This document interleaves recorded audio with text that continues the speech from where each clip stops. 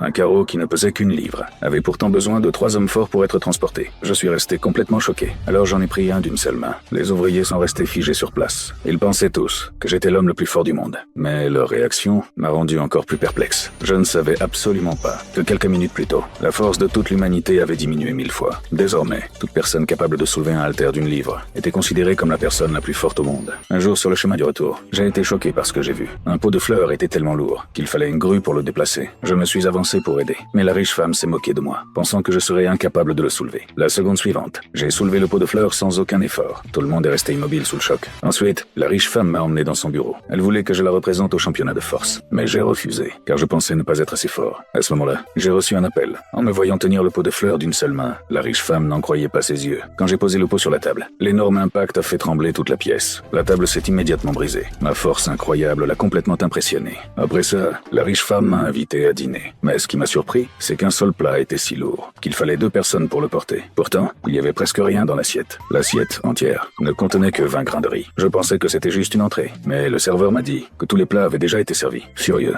j'ai demandé au restaurant pourquoi il se moquait des clients. En entendant ça, le directeur est venu me provoquer. Il a dit que seules les personnes avec un énorme appétit pouvaient finir 50 grains de riz. Et il m'a conseillé d'arrêter de faire le malin. J'ai immédiatement demandé au directeur de m'apporter une marmite de riz. Quelques secondes plus tard, j'avais terminé toute la marmite. Le directeur était tellement choqué qu'il est tombé à genoux. Après le dîner, je suis retourné sur le chantier. Mais je ne m'attendais pas à voir ma petite amie arriver avec un homme riche pour rompre avec moi. Je suis devenu instantanément furieux. L'homme riche a ramassé une petite brique et s'est moqué de moi avec arrogance. Il a dit que seuls les plus forts méritaient d'avoir une petite amie. Tous les ouvriers ont été choqués par sa force. Le chef de chantier s'est précipité pour me défendre, mais il a été envoyé au sol d'un seul coup de poing. À ce moment-là, ma colère a complètement explosé. J'ai donné un seul coup de poing et je l'ai envoyé voler. Il s'est écrasé contre un mur, à 100 mètres de là.